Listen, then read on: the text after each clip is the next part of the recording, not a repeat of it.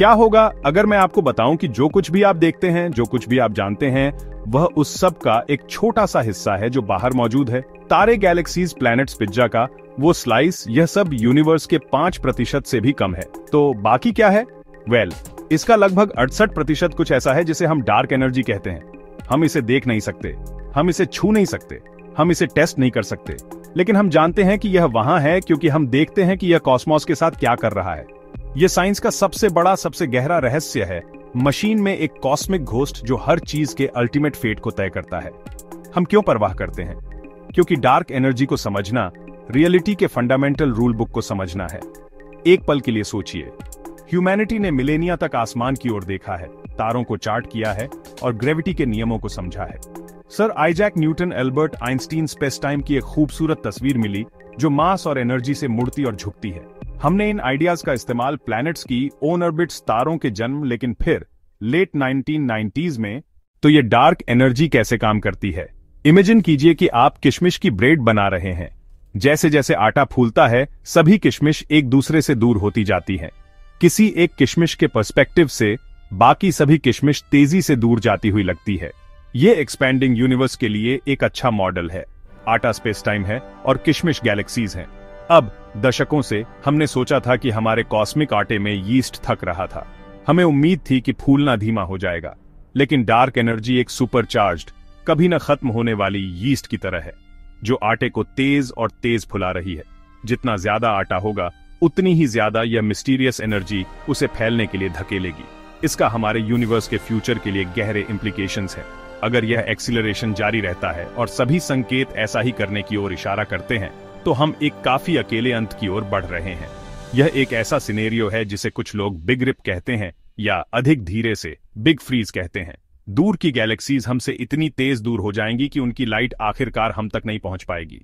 वे हमारी नजरों से एक एक करके गायब हो जाएंगी, हमारे कॉस्मिक होराइजन से परे। सुदूर भविष्य का रात का आसमान एक अंधेरा, खाली जगह होगा जिसमें केवल हमारे गैलेक्सीज का लोकल ग्रुप होगा, और वे भी आखिरकार टूट जाएंगी क्योंकि स्पेस का एक्सपेंशन खुद ही अत्यधिक शक्तिशाली हो जाएगा। ये एक सोचने वाला विचार है ना?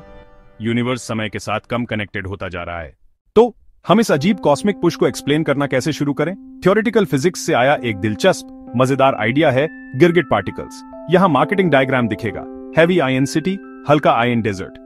अब ये अंतरिक्ष में दौड़ने वाले छोटे गिरगिट नहीं है। ये नाम उनकी बदलने वाली प्रॉपर्टी के लिए है, ठीक वैसे ही जैसे एक गिरगिट अपना रंग बदलता है। ये हाइपोथेटिकल है, अब तक नहीं मिले, पर डार्क एनर्जी के लिए मजबूत कैंडिडेट। एक नई 5वीं फोर्स का प्रस्ताव। खास बात, उनका वेरिएबल मास। आम पार्टिकल्स का मास फिक्स्ड है, जैसे इलेक्ट्रॉन। गिरगिट अलग, बदलता हुआ मास। हाई डेंसिटी में पृथ्वी पर, सूर्य के अंदर, हमारी गैलेक्सी के भीतर गिरगिट बहुत भारी होगा। भारी इक्वल साइन फोर्स, बहुत शॉर्ट रेंज, लगभग अनडिटेक्टेबल। पर इंटरगैलेक्टिक खालीपन में कहानी बदलती है। एक्सट्रीमली लो डेंसिटी में गिरगिट अविश्वसनीय रूप से हल्का होगा, लगभग मासलेस। गिरगिट पार्टिकल्स की भूमिका को सही मायने में समझने के लिए आपको यूनिवर्स की लार्ज स्केल स्ट्रक्चर को विजुअलाइज करना होगा। यह केवल गैलेक्सीज का एक रैंडम बिखराव नहीं है। मैटर एक शानदार, जटिल पैटर्न में अरेंज्ड है, कॉस्मिक वेब। यह एक नेटवर्क है, फिलामेंट्स, वॉल्स और उनके बीच विशाल कॉस्मिक वॉइड। इसे एक कॉस्मिक स्पंज की तरह सोचिए। Sponge material equal sign galaxies, छेद इक्वल साइन वॉइड। ये स्ट्रक्चर अरबों सालों में ग्रेविटी से बना। अब गिरगिट पार्टिकल्स जोड़ते हैं। थ्योरी कहती है फिलामेंट्स क्लस्टर्स में गिरगिट दबे और भारी होंगे, वहां उनकी रिपल्सिव फोर्स दब जाएगी, ग्रेविटी राजा बनी रहेगी, इसलिए गैलेक्सीज और तारों का निर्माण अछूता रहेगा। पर वॉइड में कहानी बदल जाती है। वॉइड बेहद खाली है, लैब से भी ज्यादा खाली। वहां गिरगिट हल्के और शक्तिशाली होंगे, उनकी रिपल्सिव फोर्स वॉइड के किनारों को धकेलेगी, वॉइड फैलेंगे। वॉइड का फैलना फिलामेंट्स वॉल्स को अलग करेगा। यही हमें एक्सीलरेटेड एक्सपेंशन के रूप में दिखता है। यह दर्शाता है कि डार्क एनर्जी स्थिर नहीं, बल्कि एक सक्रिय एनवायरनमेंटल इफेक्ट हो सकती है, एक नया फील्ड। आइए इसे एक मेटाफर से समझते हैं। कल्पना कीजिए कि आप एक भीड़ भरी पार्टी में हैं। बहुत शोर है, हर जगह लोग हैं, आप सार्डिन की तरह पैक हैं। चिल्लाना, लोगों को धकेलना, आप अपने तक ही रहेंगे, जितना हो सके उतनी कम जगह लेंगे। पूरे कमरे पर आपका प्रभाव कम से कम होगा। आप भारी और शॉर्ट रेंज हैं। यह हमारी गैलेक्सी के अंदर एक गिरगिट पार्टिकल की तरह है। भीड़ भरा कमरा, मैटर और एनर्जी का हाई डेंसिटी एनवायरनमेंट है। पार्टिकल की प्रॉपर्टीज दब जाती है, यह प्रभावी रूप से हमारी डिटेक्शन से छिप जाता है। अब कल्पना कीजिए कि आप पार्टी छोड़कर एक विशाल खाली मैदान में जाते हैं। मीलों तक कोई नहीं है। आप जितनी तेज चाहें चिल्ला सकते हैं, दौड़ सकते हैं, आप हल्के और लॉन्ग रेंज हो गए हैं। यह कॉस्मिक वॉइड में गिरगिट पार्टिकल है। वही एंटिटी पूरी तरह से अलग तरीके से बिहेव करती है। यह स्क्रीनिंग मैकेनिज्म, जैसा कि फिजिसिस्ट इसे कहते हैं, गिरगिट की पार्टी ट्रिक है। तो यह एक शानदार कहानी है, लेकिन हम एक शानदार आइडिया से एक्चुअल साइंस तक कैसे पहुंचते हैं? हमें इसे टेस्ट करना होगा।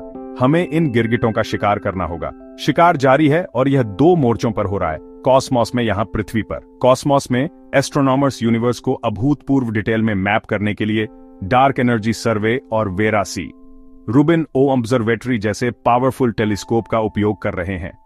वे अरबों गैलेक्सीज की पोजीशन और शेप को माप रहे हैं ताकि यह देख सकें कि कॉस्मिक वेब समय के साथ कैसे बढ़ा है। मुख्य बात छोटी विसंगतियों की तलाश करना है। अगर गिरगिट थ्योरी सही है तो ग्रेविटेशनल लेंसिंग के संकेत डेंस क्लस्टर्स में वॉइड के किनारों की तुलना में एक प्रसिद्ध प्रयोग है, गैमीवी चेस। यह हमें कहां छोड़ता है? हम कॉस्मोस की हमारी समझ में एक आकर्षक चौराहे पर खड़े हैं।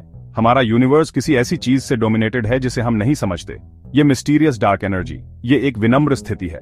हम यूनिवर्स के मालिक नहीं हैं, बल्कि केवल जिज्ञासु बच्चे हैं जो इसके किनारों को एक्सप्लोर करना शुरू कर रहे हैं। गिरगिट पार्टिकल्स का आइडिया सबसे क्रिएटिव और प्रॉमिसिंग रास्तों में से एक है। यह संभावित सॉल्यूशन केवल एक पुरानी थ्योरी पर पैच नहीं है, यह नए फिजिक्स का एक द्वार है, नेचर की 5वीं फोर्स। चाहे गिरगिट थ्योरी सही निकले या नहीं, इसका मूल्य उन सवालों में है जो यह उठाता है, और उन एक्सपेरिमेंट्स में है जो यह प्रेरित करता है। बेहतर टेलीस्कोप बनाने के लिए प्रेरित करता है, अधिक संवेदनशील डिटेक्टर डिजाइन करने के लिए प्रेरित करता है, नेचर के फंडामेंटल नियमों पर गहराई से सोचने के लिए प्रेरित करता है। साइंस हमेशा तुरंत सही जवाब नहीं देती, और ऐसा करते हुए हम यूनिवर्स के बारे में बहुत कुछ सीखते हैं। देखते रहिए।